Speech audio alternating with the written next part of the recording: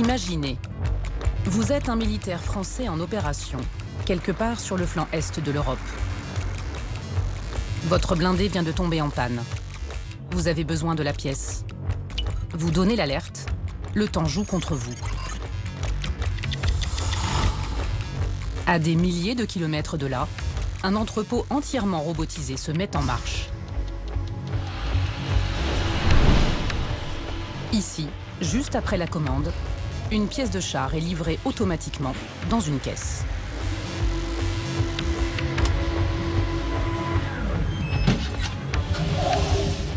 Là, vous avez l'équipement qui a été appelé tout à l'heure pour l'entretien du char Leclerc rénové.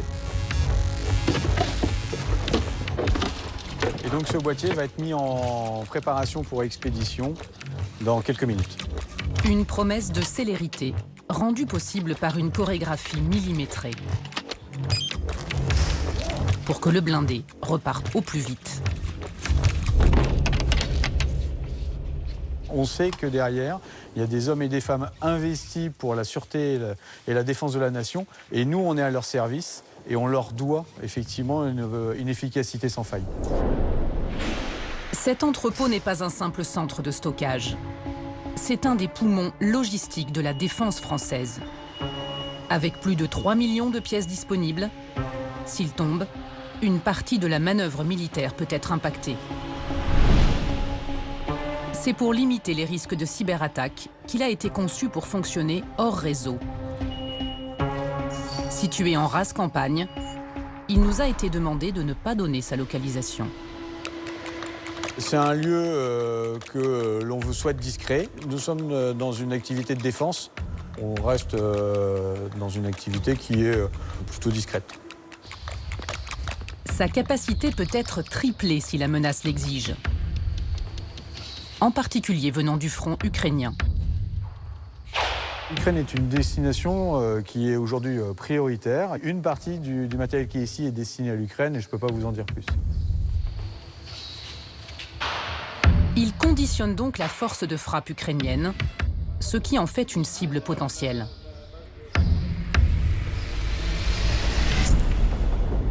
En Angleterre, un dépôt lié à l'aide à l'Ukraine a été incendié. L'enquête a pointé des saboteurs recrutés par Moscou.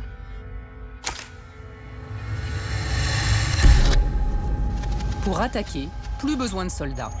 Des criminels ou des hackers suffisent. Une guerre hybride où nos ennemis cherchent à nous affaiblir sans déclencher de conflit ouvert. Alors une question s'impose. Comment protéger nos infrastructures critiques ?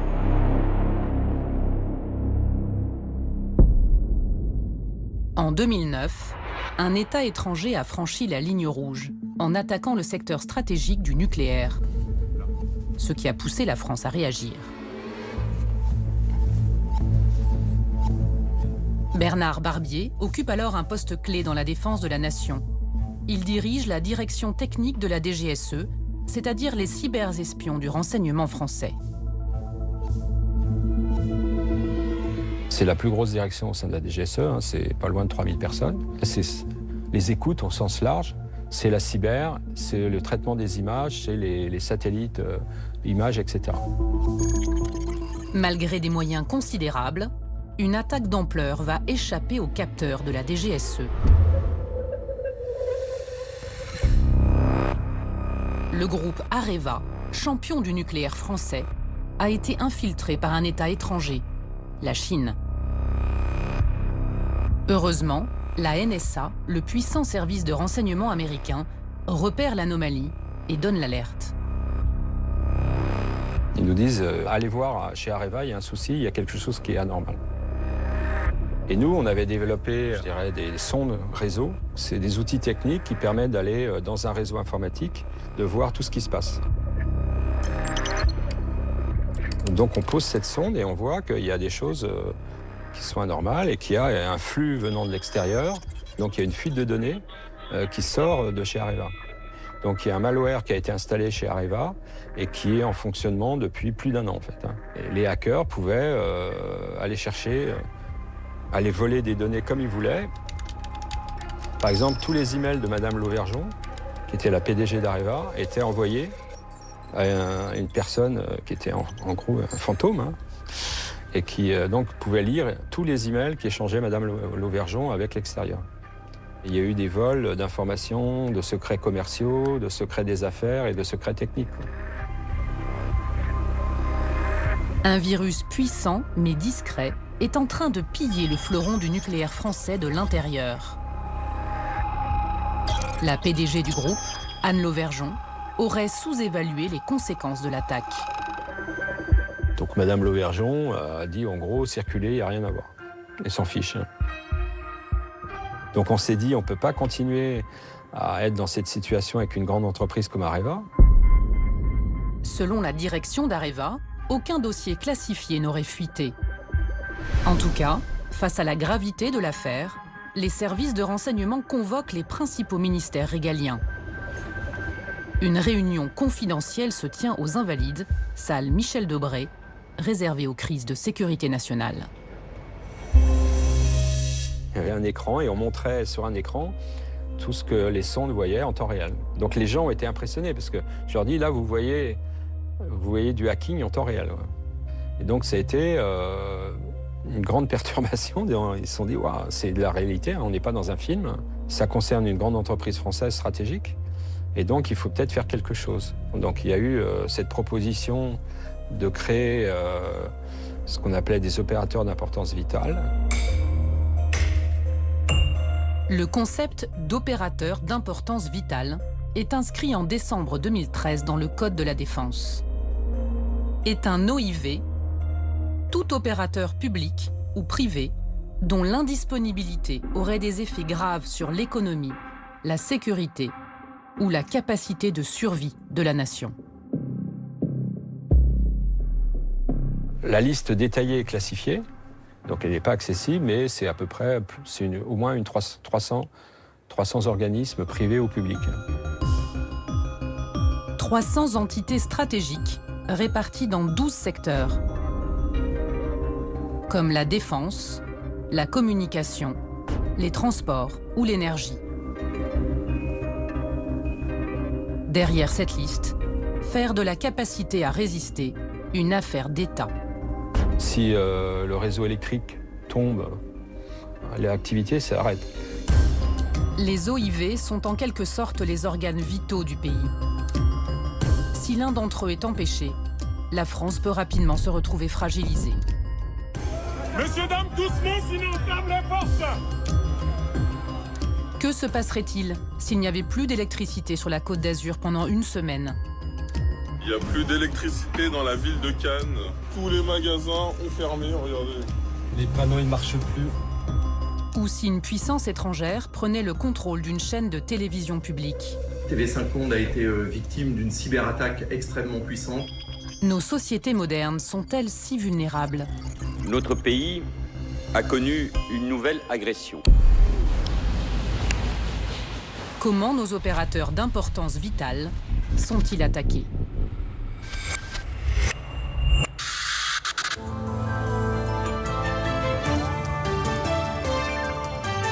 Le journal d'Hélène Philly. Bonsoir Hélène. Bonsoir à tous.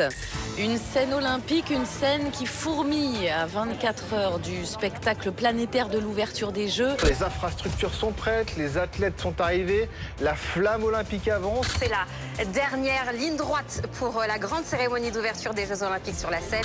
Le monde entier a les yeux braqués sur Paris et la France. Demain, ce sera la fête.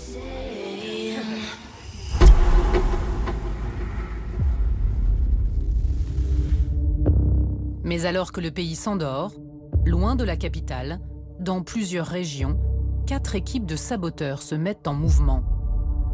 Leur objectif, plonger le réseau ferroviaire dans le chaos. À 4h59, le téléphone du ministre des Transports sonne. Patrice Vergrit est réveillé brutalement. Oui, je suis dans mon lit, je suis en train de dormir et mon téléphone sonne. C'est mon directeur de cabinet qui m'appelle et m'informe d'un sabotage. Il emploie, je crois, rapidement le mot sabotage sur les lignes SNCF. qui perturbe très fortement le trafic, donc sur 3 grandes lignes. Une cellule de crise est déclenchée. En route, le ministre avise le président de la République sur la messagerie cryptée Telegram. Monsieur le Président, je tenais à vous informer des événements qui se sont produits dans la nuit sur le réseau TGV. Plusieurs sabotages importants et concomitants ont eu lieu sur les lignes nord, est et sud-ouest. Sur ces 3 axes, le trafic est interrompu. Le sabotage est d'une ampleur inédite. 800 000 voyageurs sont impactés, du jamais vu dans l'histoire de la SNCF. Notre train va être arrêté pour une durée indéterminée. Voilà, nous ne savons pas si nous allons monter jusqu'à Paris-Montparnasse. La circulation des trains à grande vitesse est interrompue sur la ligne à grande vitesse Atlantique suite à un acte de malveillance. Parmi les voyageurs impactés, des délégations d'athlètes étrangers et même le chef du gouvernement britannique. Le ministre doit rassurer et incarner la réponse de l'État face à ce sabotage. Notre réseau de lignes à grande vitesse a fait l'objet d'opérations de sabotage criminel au cours de la nuit, autour de 4 heures du matin. Nous condamnons avec fermeté ces opérations de sabotage et nous pensons bien entendu à toutes ces familles, parce que c'est aujourd'hui les... Mon objectif à ce moment-là, c'est qu'il n'y ait pas de conséquences en cascade. J'essaie de donner des informations aux voyageurs pour éviter un deuxième effet, c'est-à-dire un effet de panique. Un effet aussi qui peut se retourner contre les agents de la SNCF. Voilà, moi je veux éviter les moments de panique. Et un peu plus tard, je dis ne venez pas en gare si vous n'avez pas la certitude de votre train pour ne pas rajouter du chaos, j'ai envie de dire. Un chaos d'autant plus imprévisible que les saboteurs ont frappé loin des grandes gares, en pleine campagne, à proximité de villages traversés par les lignes à grande vitesse.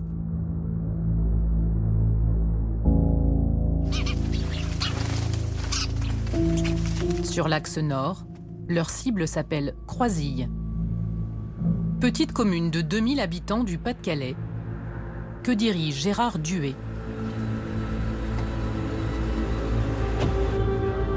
Ici se trouve un point stratégique du réseau ferroviaire européen. La population n'est même pas au courant qu'il y a un centre névralgique ici. Ça fait partie des matériels du TGV, donc... Enfin, moi je connaissais, mais 80% de la population se demandait ce que c'était, quoi.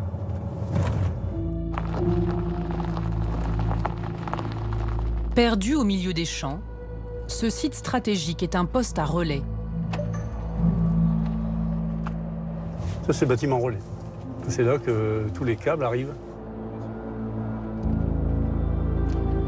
Ce n'est pas un simple site technique. Ici convergent les câbles qui commandent les aiguillages qui régulent cette bifurcation. Soit les TGV vont vers Arras, soit vers la Belgique, les Pays-Bas et Londres. Un train passe ici toutes les 3 minutes. Autant dire que si un incendie s'y propage, c'est tout le trafic nord-européen qui s'arrête. C'est exactement ce qui va se passer la nuit du 26 juillet.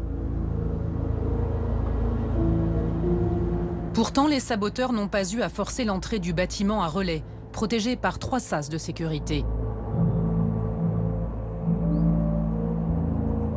En contrebas du poste, ils ont attaqué une partie plus vulnérable du système électrique, cachée sous ces lourdes plaques. Après les avoir soulevés, ils y ont mis le feu. Les flammes ont attaqué les câbles. Ce qui a provoqué des courts-circuits qui se sont propagés jusqu'aux armoires du poste à relais.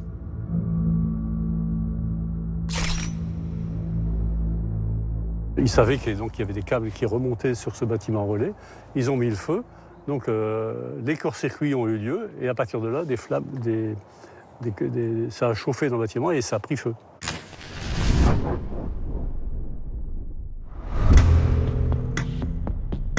Au petit matin, sur les 3 points attaqués, les électriciens de la SNCF constatent l'ampleur des dégâts. Chaque câble brûlé à remplacer et à reconnecter est aussi épais qu'un cheveu. En fait, on l'a gratté et On a bien en fait ceux qui étaient en fond de... Et celui-là, par exemple, celui-là, c'est quoi? Ça consiste à couper des câbles, à faire des boîtes de jonction, à raccorder des fils, à vérifier si ces fils sont dans des bonnes conditions de réalisation. C'est une tâche qui est minutieuse. Les voies ferrées ont des allures de scènes de crime. Les gendarmes recherchent des indices, en particulier près de ces trappes, qu'on appelle des chambres de tirage. Elles sont présentes tous les 1500 mètres sur les 30 000 km de voies. En pleine crise, le ministre découvre l'existence de ce maillon faible de la sécurité du réseau ferroviaire. On repère d'un seul coup une faille. Et je ne savais pas que c'était aussi peu protégé, par exemple. Ça, je l'ai découvert le jour J. J'ai posé la question, je dis, mais ces armoires ne sont pas sécurisées, ne sont pas particulièrement protégées. Alors, on m'a dit, bah non, il y a trop d'armoires sur l'ensemble du réseau TGV pour pouvoir sécuriser chacune de ces armoires. C'est ce qu'on m'a répondu ce jour-là. Ce qui est clair, c'est que les renseignements n'ont pas eu cette information-là. Pris de court, les services de renseignement et la SNCF, réunis au sein de la cellule de crise, doivent réagir dans l'urgence pour empêcher de nouveaux sabotages. Une riposte est décidée, présentée comme immédiate et exceptionnelle. Nous avons mobilisé environ 1 millier de cheminots et de cheminotes pour pouvoir, notamment de la maintenance, pour pouvoir surveiller le réseau.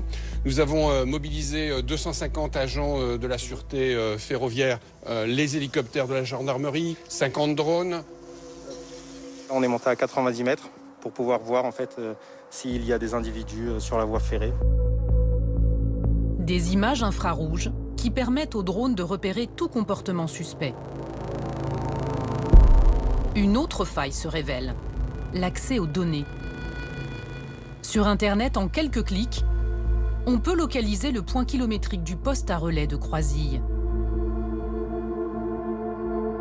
Et pour s'y rendre virtuellement, des cartographies précises des rails qui jalonnent les chambres de tirage sont disponibles sur le propre site de la SNCF.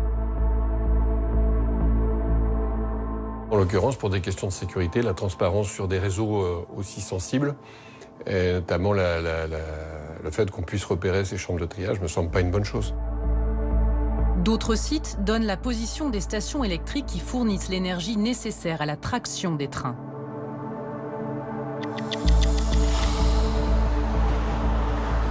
Plus de 15 mois après le sabotage des JO, aucune interpellation n'a encore eu lieu.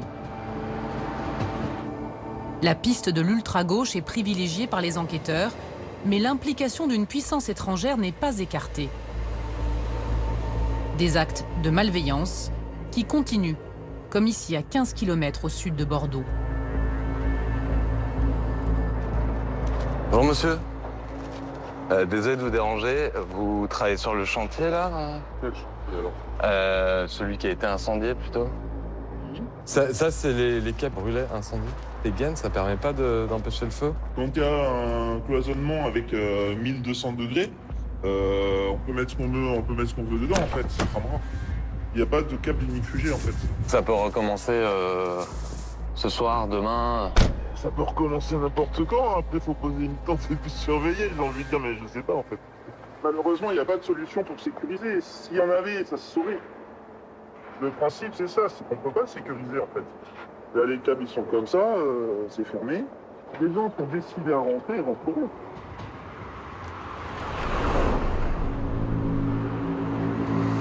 Ces failles, certains sénateurs alertent dessus depuis des années et déplorent le manque d'investissement du gouvernement. Sur les 1500 postes d'aiguillage du réseau, un tiers sont des postes mécaniques très anciens, commandés à la main.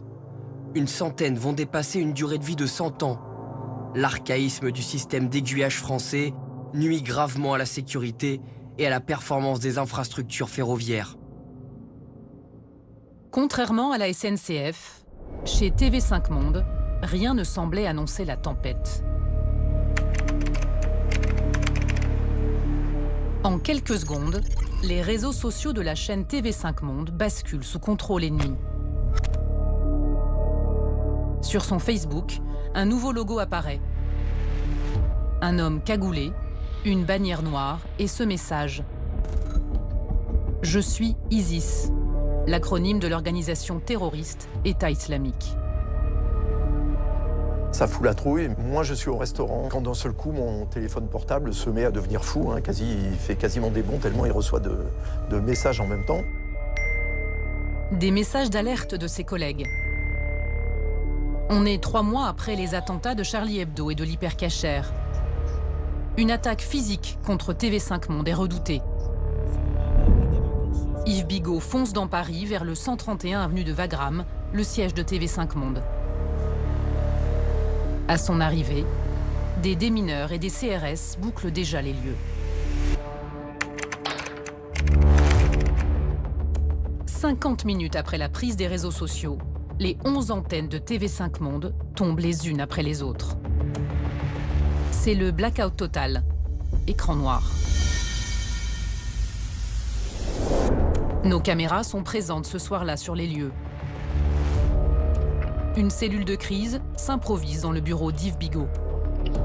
Ça a démarré sur les comptes Twitter de la chaîne, on l'a vécu en direct. Ça a irradié sur Facebook, sur l'ensemble de nos comptes sociaux. Et au même moment, de façon synchrone, les antennes sont tombées. Pour une chaîne de télé, quand vous avez un écran noir, il ne peut rien vous arriver de pire.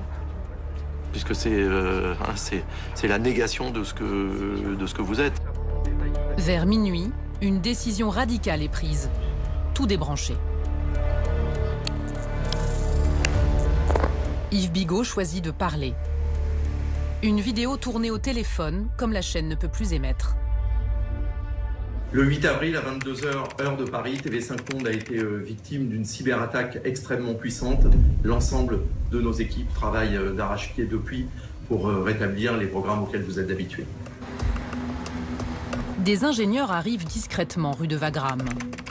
Ils appartiennent à l'ANSSI, l'agence de la sécurité des systèmes d'information, les pompiers du net pour les entreprises stratégiques.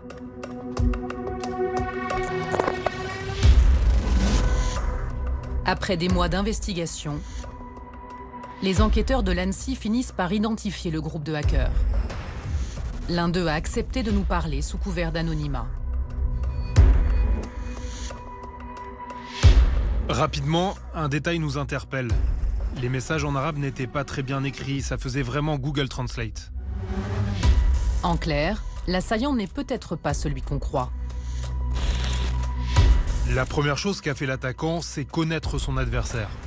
C'est-à-dire les serveurs de TV5 Monde qui étaient accessibles depuis Internet. Et il va essayer de trouver des vulnérabilités sur ce serveur-là pour y entrer. Le but de l'attaquant, trouver un point d'entrée dans les serveurs de TV5 Monde depuis l'extérieur.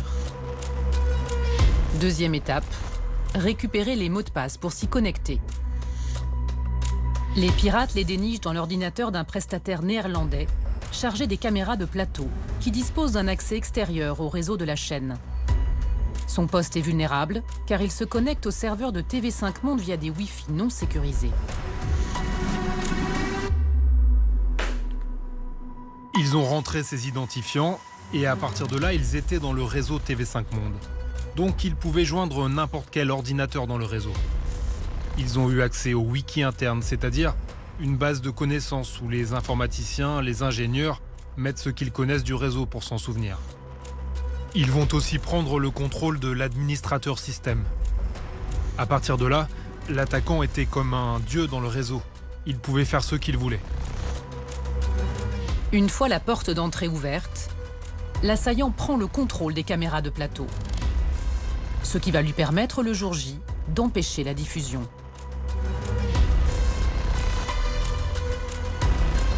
Mais un détail va trahir le vrai visage de l'assaillant. Il a laissé une empreinte informatique connue des ingénieurs de l'ANSSI. Celle d'un collectif de hackers russes répertorié sous le nom de APT28. Un groupe lié au GRU, les services de renseignement militaire russes. Daesh n'était donc qu'un leurre. Nous n'avons pas la moindre idée pour laquelle la Russie en voudrait à TV5 Monde. L'enquête, elle a démontré deux choses. Elle a démontré donc que c'était bien ce groupe de hackers russes APT28 qui nous a attaqués et que l'attaque était destinée à nous détruire. Vladimir Vladimirovich Poutine. 2 ans plus tard, interrogé sur les hackers russes qui ont aussi interféré dans les élections américaines de 2017, Vladimir Poutine ne nie pas leur activisme. Les hackers sont des personnes libres d'esprit comme les peintres. S'ils se réveillent de bonne humeur, alors ils se mettent à peindre des tableaux. C'est la même chose avec les hackers. Des artistes du Kremlin qui, 3 ans plus tard, tenteront cette fois de prendre le contrôle du système électrique français en implantant un virus dans les réseaux d'éoliennes. Sans succès cette fois. Avant la finale de la Coupe du Monde de football en Russie remportée par la France, le président Macron ira au Kremlin, preuve à l'appui, demander des comptes à Vladimir Poutine. Et donc Macron a expliqué que voilà, on n'était pas content. Et donc les Russes ont dit bah non, rien à voir quoi. C'est-à-dire que les Russes ont dénié, voilà, on dit bah non, nous, il n'y a pas de hackers en Russie quoi. Après les infrastructures électriques et les médias, les Russes s'attaquent à de nouvelles cibles, encore plus critiques. Les câbles sous-marins.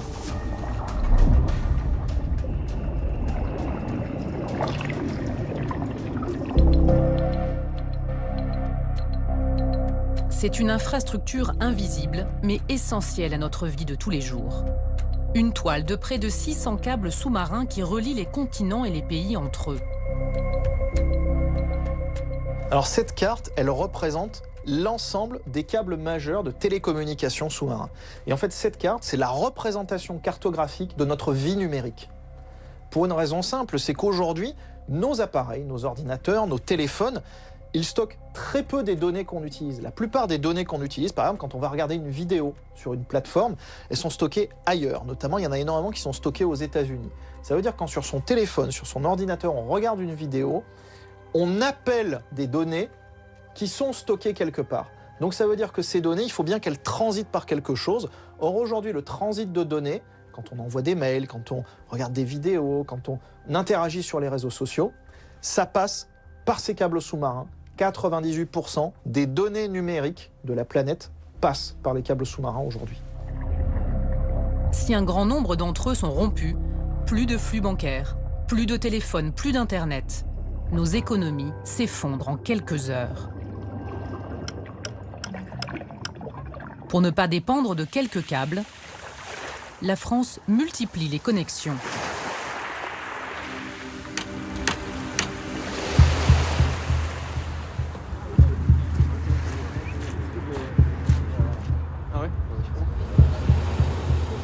Ce jour-là, la plage de Marseille a des allures de forage pétrolier. Ce nageur ne la voit peut-être pas, mais juste en dessous de lui, une chambre forte bétonnée de 300 mètres vient d'être coulée. Un tunnel construit par l'opérateur Orange pour accueillir un nouveau câble sous-marin. Il y a quelques années, le câble il arrivait jusqu'à la plage. Et donc là, il y a cette conduite sous-marine qui ferait qu'il ne sera pas accessible. Donc les câbles sous-marins sont de plus en plus protégés. C'est stratégique, ça transporte de plus en plus de données. Et donc effectivement, ils font l'objet de mesures de protection de plus en plus importantes. C'est la 17e fois que Marseille va être connectée au reste du monde. Ce que vous voyez là, c'est le câble sous-marin à fibre optique, son extrémité qui est arrivé sur la Terre, qui permettra donc finalement le raccordement du câble sous-marin au réseau terrestre. Bon, de toute façon, j'ai la radio qui est branchée, donc on peut communiquer directement avec le navire si besoin. C'est à proximité des terres par faible profondeur que ces câbles sont les plus vulnérables. Une menace prise en compte lors de leur conception. Alors là, je peux vous montrer exactement quel câble est en train d'être tiré à terre. Et c'est exactement celui-ci. Donc vous voyez à l'intérieur du câble, il y a les fibres optiques. Et puis le câble lui-même est protégé par une double couche de fils d'acier, ce qu'on appelle les armures. Ce qui peut endommager un câble, c'est un navire, un très gros navire, avec une grosse ancre qui dérive et qui peut arracher un câble. Ça, c'est vrai, malgré les armures, ça peut se produire. Pour dérouler cette colonne vertébrale numérique, Orange s'appuie sur ses navires, des câbliers. Il n'en existe qu'une cinquantaine dans le monde. Et la France, à elle seule, en possède près du tiers. C'est OK pour toi? Tu augmentes un peu la vitesse là? Tu mets à 0,5? Classés stratégiques par l'État, ils permettent de poser un câble par 5000 mètres de profondeur. Sans ces câbliers, Internet ne serait pas disponible en France. Ils doivent être opérationnels 24 heures sur 24, 365 jours par an, même en pleine crise. Pour permettre au groupe Orange d'assurer la continuité des communications françaises. Une obligation héritée de son statut d'opérateur d'importance vitale. Le câblier parti de Marseille va désormais dérouler la fibre sur 8750 km en direction du Maroc et de la Tunisie. La mer Méditerranée est encore épargnée par les sabotages.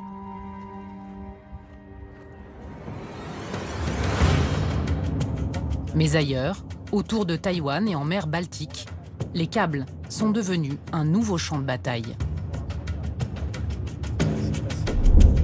Ce navire qui est ici, c'est un navire qui s'appelle le Yantar. C'est un navire du ministère de la Défense de la Fédération de Russie qui est censé faire des recherches océanographiques pour cartographier le fond marin, cartographier pour savoir où, potentiellement demain, pour eux, il serait pertinent d'agir.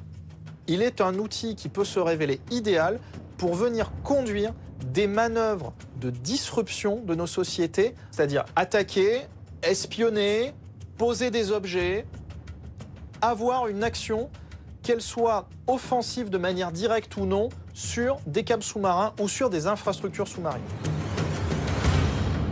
Une opération méthodique de repérage avant l'attaque. Et ce moment est arrivé. Le jour de Noël 2024, un pétrolier, le Eagle S, quitte le port russe de Oust-Louga à l'aube, chargé de 35 tonnes de carburant. À 12h26, il sectionne le Eastlink 2, un câble capable d'alimenter en électricité une ville comme Toulouse. Puis il endommage 4 autres câbles Internet.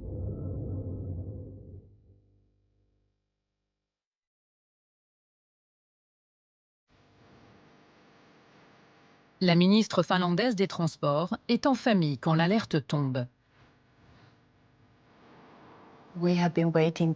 On s'attendait à ce que quelque chose comme ça se produise. Cela n'a pas été une surprise, mais la période particulière qu'ils ont choisie pour attaquer, on s'est dit « Ah d'accord, quand on essaie d'avoir un peu de vacances, voilà ce qui se passe. » Mais nous étions prêts.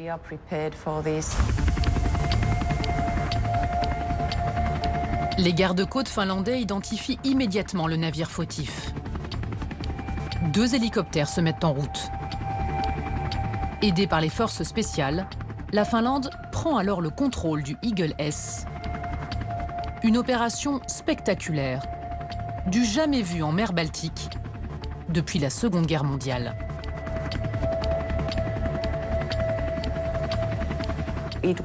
C'était une démonstration de force. La Finlande voulait montrer au monde entier qu'elle pouvait réagir. Cette action devient une vitrine, celle d'un État prêt à défendre ses points vitaux.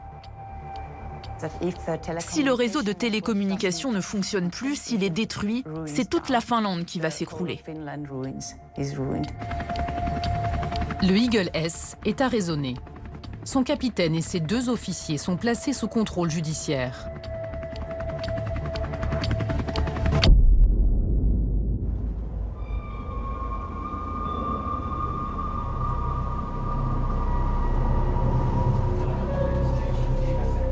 Salle 209, dossier Eagle S, retour en salle d'audience. Le procès du Eagle S s'ouvre au tribunal d'Helsinki.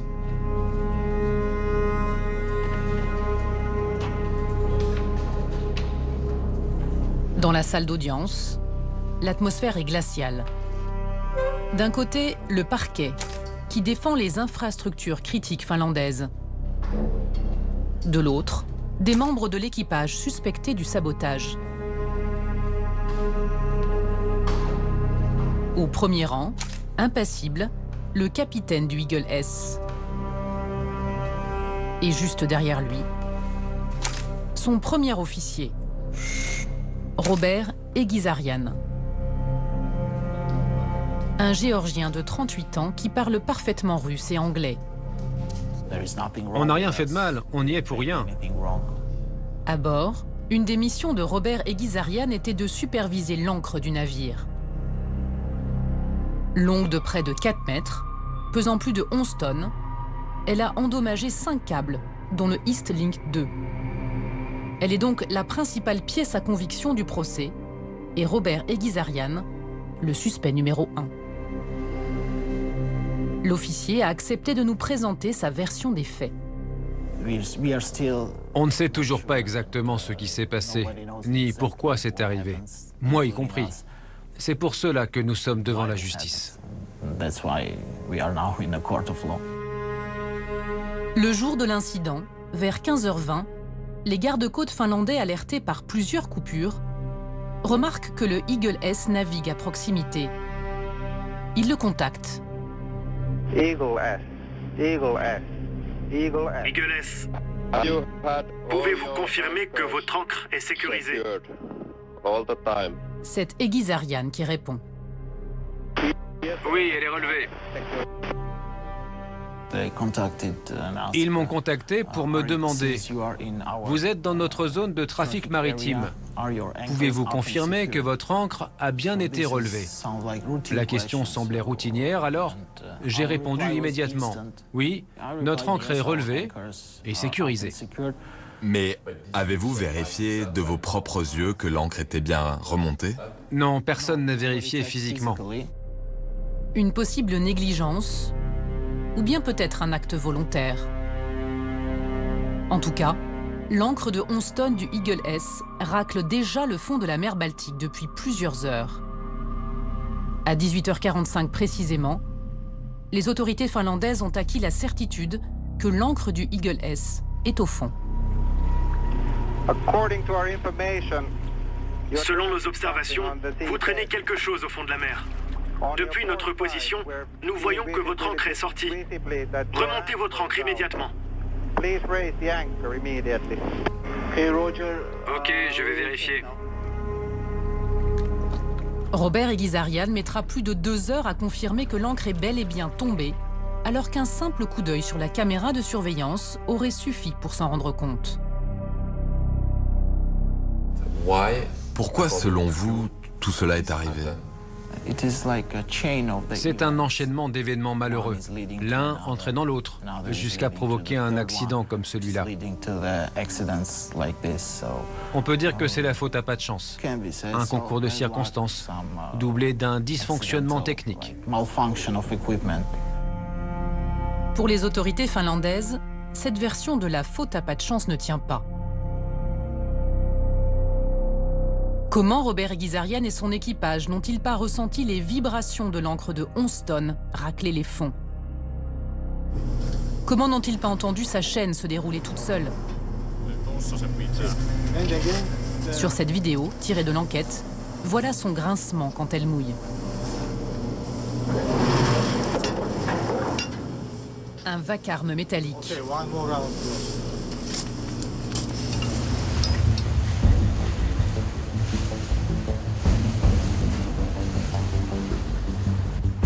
Pour comprendre ce qui s'est passé, la Finlande fait appel à son armée.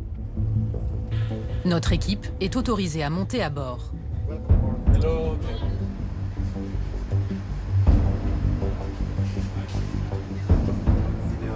À la tête des opérations, le capitaine Markus Tarka. Sa mission est claire. Retrouver l'ancre qui est restée au fond après avoir sectionné plusieurs câbles et comprendre si l'acte était volontaire. C'est là qu'on a tous nos drones sous-marins. Des robots capables de plonger à 6000 mètres.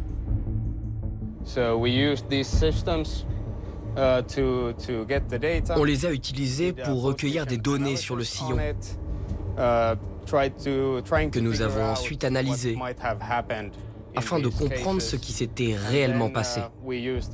Et pour filmer l'encre, nous avons utilisé la caméra embarquée de ce drone.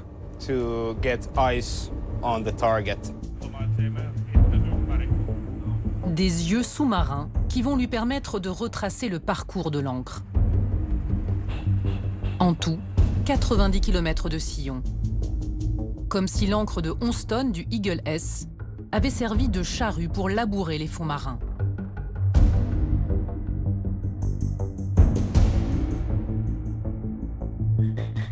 L'enquête va aussi révéler que le Eagle S, en traînant son ancre, a perdu plus d'un quart de sa vitesse, passant de 12 à 9 nœuds. Des preuves accablantes. Pourtant, l'officier géorgien reste de marbre. Il répète, imperturbable, que personne à bord ne s'est rendu compte de rien et qu'il ignorait qu'une ancre pouvait provoquer de tels dégâts. Saviez-vous avant d'embarquer qu'avec votre ancre, vous pouviez arracher un câble sous-marin? Non, c'est assez surprenant. Ça arrive rarement. On ne pense pas à ce genre de choses. Normalement, les câbles sont posés tout au fond de la mer. Ils n'ont en principe aucun impact sur la navigation. En tant qu'ancien capitaine, je peux vous dire qu'il aurait dû se rendre compte que quelque chose n'allait pas avec son navire. Il est difficile de savoir ce qu'il pense vraiment, de savoir qui lui a soufflé de présenter les faits de cette manière aux médias.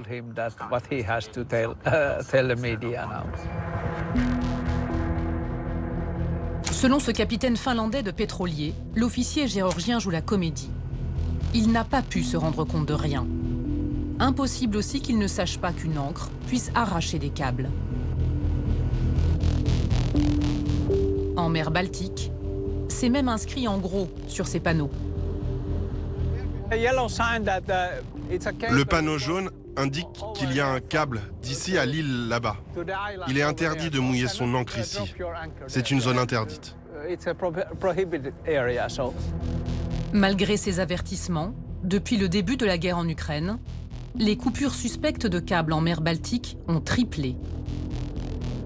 La Russie est clairement pointée du doigt avec ses pétroliers. Là-haut, c'est nos amis. Oui, c'est les gardes-côtes.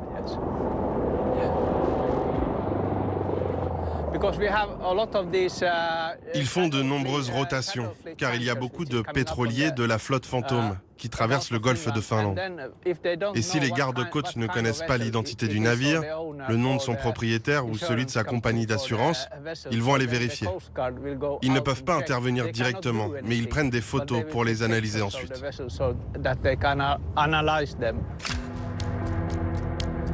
Au total, ces navires sans identité claire composeraient une flotte dite fantôme, de près de 600 navires. Ils ont des pavillons sans lien apparent avec Moscou, comme la Turquie, le Panama, le Bénin.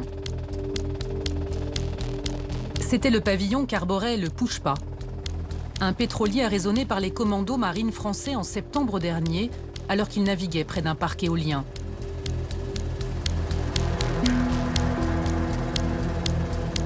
Mais derrière eux, c'est la Russie qui les utilise pour contourner les sanctions internationales et acheminer son pétrole.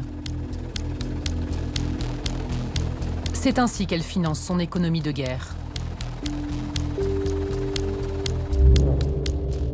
Le Eagle S en fait partie. Pavillon des îles Cook, propriétaire domicilié en Azerbaïdjan, société écran à Dubaï, gestion indienne, client, compagnie pétrolière russe.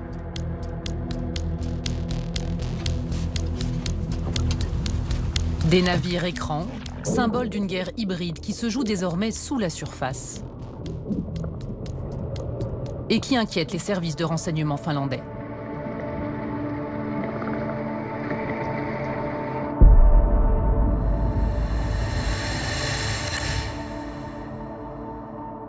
Je m'appelle Lotta Akala. J'évalue les menaces qui pèsent sur nos infrastructures critiques pour les services de renseignement finlandais.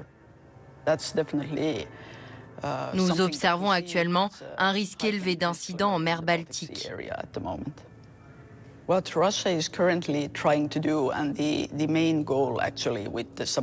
que la Russie cherche à faire avec ces sabotages, c'est de décourager l'Europe, faire peur aux Européens qui soutiennent l'Ukraine.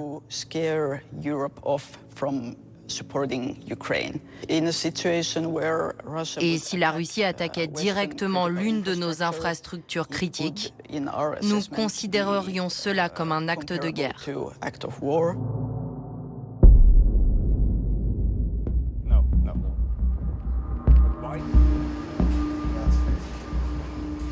Juste après l'affaire du Eagle S, l'OTAN a renforcé sa présence dans la zone.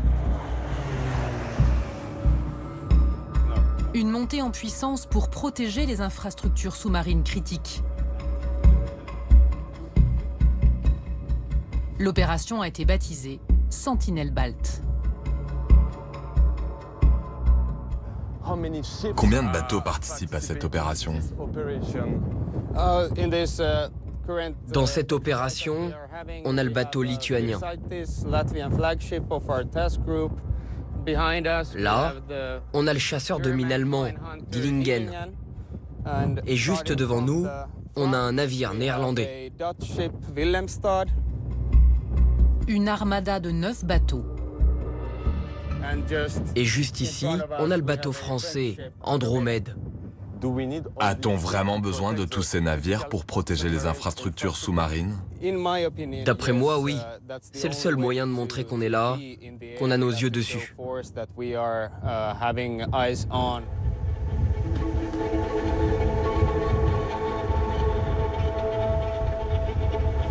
Depuis ce déploiement de force, plus aucune rupture de câble n'a été signalée en mer Baltique.